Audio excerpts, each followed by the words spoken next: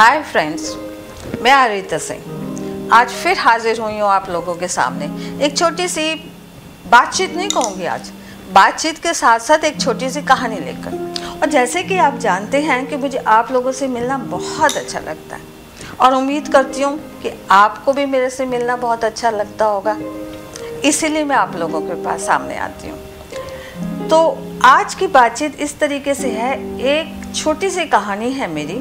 अगर उस कहानी को आप पूरा सुनेंगे ना तो वो आपको ज़िंदगी में ज़रूर फ़ायदा देगी। क्योंकि ये जो देखिए, जो छोटी छोटी कहानियाँ मैं आपको सुनाती हूँ ना, या छोटी छोटी बातें मैं आपसे करती हूँ ना, तो ये मैं अपनी ज़िंदगी में भी उतारती हूँ, अपने बच्चों की ज़िंदगी में उतारती हूँ, अपने फ्रेंड्स की ज़िंदगी में उतारती हूँ, और उनको हमेशा इन चीज़ों से फ़ायदा होता है। इसलिए मैं ये आप लोगों की ज़िंदगी में भी उतारना चाहती हूँ, क्योंकि आप लोग भी तो मेरे दोस्त हैं ना, आप लोग भी तो मेरे फ्रेंड्स हैं, और मैं चाहती हूँ कि आप सुने, अमल करें और इसका फ़ायदा उठाएं। तो आज की मेरी एक कहानी एक छोटी सी चिड़िया और गिलहरी की दोस्ती की कहानी है। एक चिड़िया थी, वो थोड़ी सी ना लेज़ी, कामचोर, काहिल वजूद इस तरीके से थी। तो और उसकी दोस्ती थी एक गिलहरी से। तो वो दोनों क्या करती थी, एक ना अनाज का गोदाम था, वहाँ पे जाते थे, खाना खाते थे। तो वो गेहूँ खाना, बाजरा खाना, ये खाना, और बड़ा मज़ा मुज़ा करके अपना खा पी कर दिन भर का लौट आते थे। चलता था उन लोगों को, ऐसा बातचीत करते थे दोनों आपस में, इस तरीके से उनका चलता रहता था। एक दिन वो गए जब दोनों वहाँ पर खाना खाने के लिए, और वो दोनों ही नहीं होते थे वहाँ पे, और भी चिड़िया होती थी, और भी लोग परिंदे होते थे। तो उन्होंने देखा कि वो जो अनाज है ना, गेहूँ, बाजरा, जौ, वो क्या कहते हैं, बोरियों में भर के ना ट्रकों में लाता जाता। तो वो देखते रह गए वहाँ पे, और गोदाम खाली। अब वो कहने लगे अब क्या करें। वो चिड़िया तो रोने लग गई, अब क्या होगा भाई, मेरे पास तो अब खाने को भी नहीं रहेगा, मैं तो भूखी रह भी नहीं सकती बिल्कुल भी, मेरा तो ये प्रॉब्लम, मुझे तो वो प्रॉब्लम। तो गिलहरी कहती है कि यार एक मिनट सब्र तो कर, सोचते हैं ना कुछ ना कुछ। तू तो एकदम से ऐसे हो जाती है कि जैसे कि बस अब सब कुछ दुनिया ही खत्म हो गई है ना। वो कहती नहीं, तेरे को पता है ना कि अगर मैं टाइम पे खाना ना खाऊं तो मेरे को क्या होने लगता है, मेरे पेट में क्या होने लगता है। कहते सबके पेट में होने लगता है, सबको खाना चाहिए। तो इतने में ना गिलहरी कहती है कि मैं तेरे को एक बात बताती हूँ, ऐसे है कि वो जो सामने खेत है ना, वो लहरा रहे हैं और उसमें बहुत अच्छा गेहूँ, दालें वगैरह सब लगी हुई हैं, चल वहाँ चलते हैं। तो कहती है अच्छा, अब वहाँ तक जाना पड़ेगा। कहते कमाल की बात है, कौन सा दूर है, तू तो, मैं तो भाग के जाऊँगी, तू तो उड़ के जाएगी। तो वो कहती है अरे हाँ चल चलते हैं। दोनों जने वहाँ पहुँच जाते, देख रहे खेत लहरा रहे हैं खूब मस्ती से, बड़ा ही मतलब ब्यूटीफुल वहाँ का एटमॉस्फेयर है, सब कुछ है, और दालें भी हैं, सब कुछ। अरे खूब वो खाते हैं वहाँ पे, मज़े लूटते हैं, इधर उधर घूमते हैं, खेतों में फुदकते हैं, और फिर वो वापस आ जाते हैं, दूसरे दिन जाते हैं। ऐसे थोड़ा सा टाइम बीत गया। एक दिन वो गए तो उन्होंने देखा क्या वहाँ तो कुछ भी नहीं है। उन्होंने कहा ये क्या, देखा सारे के सारे फसल कट चुकी थी और वो एक जगह जमा कर दी थी, और वहाँ पर इतने लोग थे कि वो वहाँ पे पर भी नहीं मार सकते थे, फटक भी नहीं सकते थे, और वो भी बोरियों में भरकर ट्रकों में लाता जा रहा था। अब ये तो फिर इसका रोना स्टार्ट, फिर कहने लगी क्या करूँगी लहरी बहन, ये देख। वो कहते तो चुप रहा करना थोड़ा, ठीक है कोई बात नहीं यार, ये ख़त्म हो गया तो खुदा ने हमारे लिए कहीं ना कहीं तो खाना रखा होगा ना, ढूंढ लेंगे। वो कहते कहाँ ढूंढेंगे, कहाँ जाएंगे, ये बता, आसपास तो कहीं है ही नहीं, आसपास तो जगह हम सारी जानते हैं, ये है वो कहते मुझे एक जगह पता है पर थोड़ी दूर है। वो कहते दूर मेरे से नहीं जाए। कहते अच्छा नहीं जाएगा तो तू बैठ, मैं चलिए। और भी चिड़ियाँ थी, वो भी कहने लगे नहीं हम वहीं पे चलते हैं। तो वो कहती चलो ठीक है। फिर वो चल के गए, वो तो उड़ी वहाँ से, गिलहरी भी भागी वहाँ से और चिड़ियाँ भी उड़ी। वो जाके ना एक ऐसी जगह गए जहाँ पे उन लोगों ने देखा लोग ना चिड़ियों के लिए, कबूतरों के लिए, मतलब जो ये भी छोटे छोटे परिंदे थे उन लोगों के लिए दाना डाल रहे थे। वहाँ पे हर तरीके का दाना था, गेहूँ, बाजरा, दालें, ये जौ, सब कुछ था। और वो कहते थे यहाँ पे तो, गिलहरी कहने लगी ये लोग ना हमेशा दाना डालते, अब हमें एक ऐसी जगह मिल गई है जहाँ से हम कभी भूखे नहीं रहेंगे। अब वो चिड़िया उस गिलहरी से कहने लगी कमाल करती है यार, तुम मुझे इस जगह पे पहले नहीं ला सकती थी, वो कहती, वो उसको हंसी भी आ गई ग्लैरी को। वो कहने लगी यार तू बातें करती है, क्या बातें करती है, तेरे को प्रॉब्लम होती थी उस गोदाम में जाने को, तेरे को प्रॉब्लम होती थी खेतों में जाने को, मैं इतनी दूर तेरे को कहाँ से लेकर आती। कहती पर एक बात है यार, हम दूर तो आए, थोड़ी मेहनत तो करनी पड़ी हमको, पर यहाँ तो हमको तरह तरह की वैरायटी मिल रही है, यहाँ तो हमें सोचना भी नहीं पड़ेगा कि हम क्या खाएं, यहाँ तो रोज़ अलग अलग चीज़ें, अलग अलग मज़ा। वो कहती देखा, थोड़ा सा मेहनत करें, थोड़ा सा आगे बढ़ें, थोड़ा सा करें तो हमें हर चीज़ अच्छी होती है। हमें कुएं के मेंढक बने हुए थे वहाँ पर, ये तू समझ रही है ना। वो कहती हाँ ये बात तो मैं समझ गई, अब थैंक यू। बड़ी तो उसको मतलब प्यार मोहब्बत करती है दोनों जने, खाते पीते हैं और बड़े मज़े मार के अपना शाम को कहते कल फिर यहाँ पर आएंगे और ऐश करेंगे। कहते ठीक है। तो दोस्तों ये कहानी मैंने आपको क्यों सुनाई, आप ये समझिए। ये कहानी मैंने आपको इसलिए सुनाई कि हम लोग क्या करते हैं कई बार कि अगर हम बिजनेस कर रहे हैं या कोई काम कर रहे हैं या इंटरव्यू दे रहे हैं, उसमें हम उतना सक्सेस नहीं हो रहे हैं जितना हम समझ रहे हैं कि हम अपना वक्त या टाइम या एनर्जी या अपना सब कुछ दे रहे हैं उसके अंदर, और उतने कामयाब नहीं दे रहे। 100% देने के बाद भी हमको 25% मिल रहा है। तो what does it mean? It means that you are giving your 25%, not 100%. अगर आपको जिस चीज़ का रिजल्ट 25% मिल रहा है तो आप 25% ही दे रहे हैं। अपनी तरफ से आप 100 समझ रहे हैं, पर वो 100 नहीं है। अगर आप इंटरव्यू में जा रहे हैं और बार बार रिजेक्ट हो रहे हैं तो आपको ये समझना चाहिए कि आप क्यों हो रहे हैं, उसका रीज़न समझिए।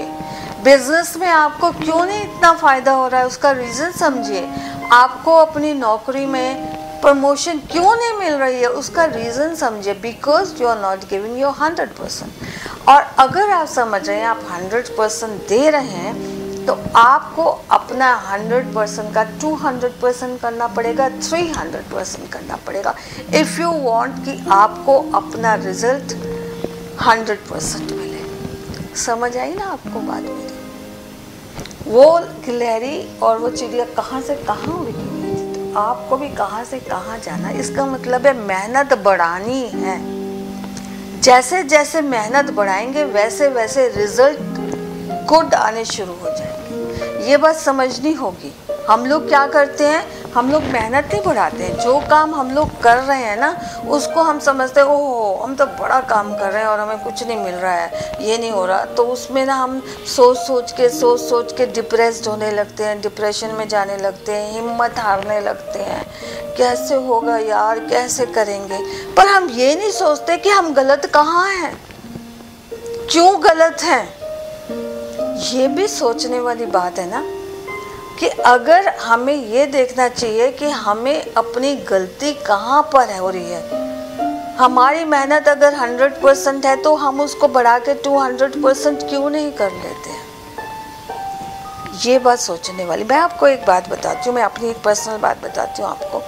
जैसे कि मैं आपको पता, मैं कहानी लिखती हूँ, मैं डायरेक्शन करती हूँ, मैं फिल्में बनाती हूँ, मैं सीरियल बनाती हूँ। कई बार क्या होता है कि जैसे मेरे को किसी ने कोई कहानी लिखने के लिए दी, वैसे मेरी एक आदत है, मैं एक एपिसोड एक दिन में लिख लेती हूँ।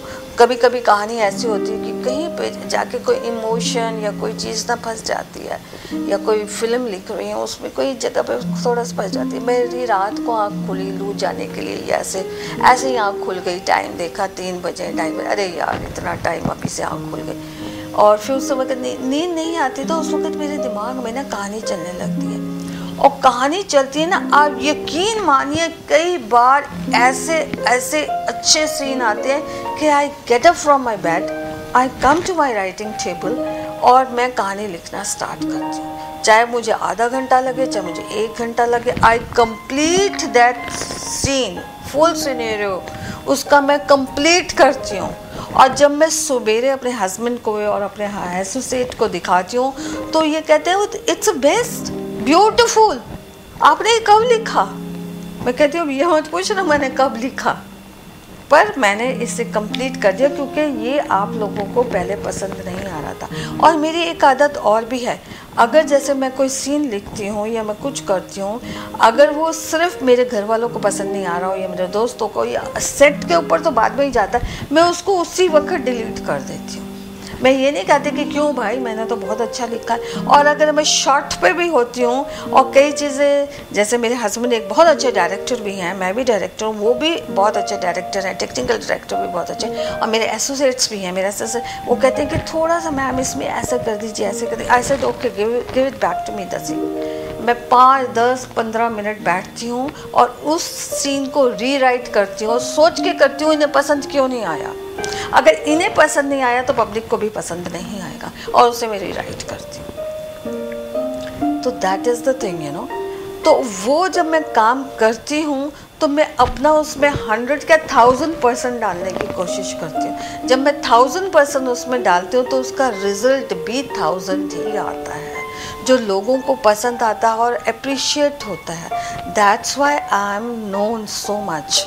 तभी मुझे लोग जानते हैं, मेरी राइटिंग को पसंद करते हैं। तभी मैं आप लोगों को भी यही बात कह रही हूँ कि आप अपने आप में डिप्रेशन मत लाइए, ये मत सोचिए, डिस्करेज मत हुई कि अरे कुछ नहीं हो रहा। आप अपने मतलब परसेंटेज ऑफ वर्क बढ़ाइए, मेहनत को बढ़ाइए। अगर जहाँ आप 100% समझ रहे देने के लिए आप 200% दीजिए, 400% दीजिए, देखिए आपको रिजल्ट कैसे आने लग जाएगा। और एक और बात, अगर आप एक काम करते जा रहे हैं और उसमें आपको फायदा नहीं हो रहा है, तो आप ये देखिए कि उसमें अगर आपको फायदा नहीं हो रहा तो change your track, right, change your track. कई बार मैंने ना किसी बहुत बड़े आदमी, एक हमारे थे राइटर, बहुत बड़े राइटर हुए हैं, बाल कवि बैरागी जी, वो एक बात कहते थे, वो कहते थे कि अगर खुदा ने आपके हाथ से दिया ले लिया तो वो आपके दूसरे हाथ में सूरज थमाना चाहता है। तो ये बात मेरी याद रखिए कि दिया अगर हमारे हाथ से जा रहा है तो सूरज हमारे हाथ में आना चाहता है। तो एक चीज़ में अगर आप सफल नहीं हो रहे हैं तो चेंज योर ट्रैक, राइट। आप अपना बिजनेस, अपना प्रोफेशन, अपना कहना चाहिए जो नौकरी कर रहे हैं उसको बदल दीजिए और अपने आप को इम्प्रूव करना शुरू कीजिए। जैसे जैसे आप अपने आप को इम्प्रूव करना शुरू करेंगे वैसे वैसे आप बेहतर होते जाएंगे और बेहतर होते जाएंगे, और आप ये देखेंगे कि आपको उसका रिजल्ट 100% नहीं, 500% नहीं, 1000% मिलेगा। सो ये मेरी बात को ध्यान दीजिए, ये बहुत ज़रूरी है हमारी लाइफ के लिए, हमारे परिवार के लिए, हमारी फैमिलीज़ के लिए, हमारे कैरियर के लिए। आप इस पे सोचिए, इस पे गौर कीजिए और इस पे अमल कीजिए। इसीलिए मैं हमेशा शुरू में कहती हूँ कि मेरी पूरी बातचीत आप लास्ट तक सुनिए कि मैं कहना क्या चाहती हूँ। और ये मैं सिर्फ आप लोगों को कहना नहीं चाहती हूँ, मैं ये अपने जीवन में भी उतारती हूँ, मैं अपने बच्चों के जीवन में, अपने हस्बैंड के, अपने परिवार के, अपने दोस्तों के जीवन में भी उतारती हूँ और उन लोगों को कंपेल करती हूँ कि भाई मेरे या जो भी मेरे दोस्त मेरे, इसको इस ढंग से कर और तू जीतेगा। और वो जीतते हैं, मैं भी जीतती हूँ। So please do like this और हम होंगे कामयाब, राइट। कभी हिम्मत मत हारिए, ऑलरेडी डू लाइक दिस, आगे बढ़िए, हिम्मत ना हार, होंगे कामयाब। तो दिस इज़ माई छोटी सी बातचीत एक कहानी के साथ थी। उस कहानी से आपको ज़रूर प्रेरणा मिलेगी, मेरी बातों से प्रेरणा मिलेगी। इसको लेके आगे बढ़िए और कामयाबी हुई लाइफ में। तो मुझे लगता है दोस्तों ये मेरी आज की बातचीत आपको ज़रूर पसंद आई है, और पसंद आई है तो आप इस पर अमल कीजिए और आगे अपने दोस्तों को भी समझाइए, अपने परिवार में इसको बताइए।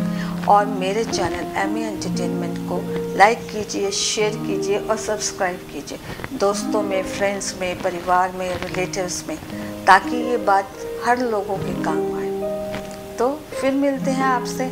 All the best, see you again, bye.